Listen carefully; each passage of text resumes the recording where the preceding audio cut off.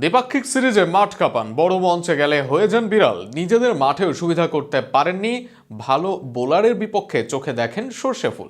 4 ইনিংসে অভিষেক করলেন মাত্র 15 রান।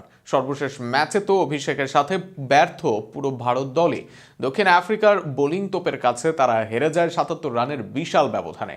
অভিষেকের ব্যর্থতা ও ভারতের হার নিয়ে থাকছে প্রতিবেদন। বিশ্বকাপ জয়ের আগে বিশ্বকাপ জিতে যায় ভারতীয় দল। তাদের খেলোয়াড়রা বলেন ভারতের সেকেন্ড থার্ড টিম হলেও তারা জিতবে বিশ্বকাপ, অথচ ঘরের মাঠে সে ভারতের হয় লেজে গোবরে অবস্থা।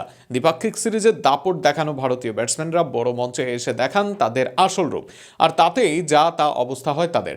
এ যেমন ভারতের ওপেনার অভিষেক শর্মা আইপিএল ও দ্বিপাক্ষিক সিরিজে বোলারদের মেরে ছাতু বানিয়ে ফেলেন, আর সেখানে ভালো খেলেই পেয়ে যান অতিরিক্ত আত্মবিশ্বাস। এমনকি অনেক ভারতীয় তো তাকে অনেক লেজেন্ডদের চেয়েও রাখে উপরের কাতারে। তবে আসল মঞ্চ এলেই যেন অভিষেকরা খাবি খান। আসরের শুরুর 3 ম্যাচে তো রানই করতে পারেননি অভিষেক। কোনো রান না করে আসলেন সুপার 8-এর মঞ্চে। সেখানে এসে অবশেষে রান করলেন, তবে 15-র বেশি করতে পারলেন না শেষমেশ।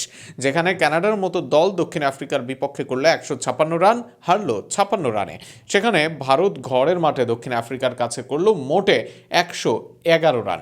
সেখানে হারের ব্যবধানটা 77 রানের। অর্থাৎ এদিন আফ্রিকানরা লজ্জায় উপহার দিল ভারতকে। ভারতের ব্যাটিং লাইন আপকে এদিন কোনো সুযোগই দেননি জনসন, মাহরেজ, বোসরা।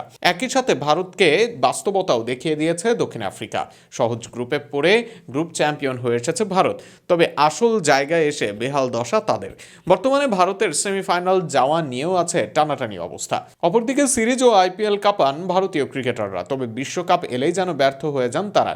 কেননা এই সব জায়গায় সবসময় সেরাদের সেরা বোলাররাই খেলেন না, আবার ভালো মানের কেউ কেউ খেললেও সেভাবে হয় না প্ল্যানিং। ফলে এই সব জায়গায় এগিয়ে যায় ভারতীয়রা, আর সেখানে পারফর্ম করে নিজেদের বাঘ ভাবা শুরু করেন তারা। তবে আসল জায়গায় এলে হয়ে যায় বিড়াল। মোহাম্মদ আমির বলেছেন অভিষেক শুধুমাত্র একজন স্লগার, ভালো বোলারের সামনে পাবেন না পাত্তা।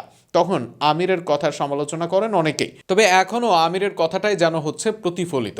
ভারতীয় ক্রিকেট যে যত গর্জে তত বর্ষে না, সেটাই প্রমাণ হলো আরও একবার।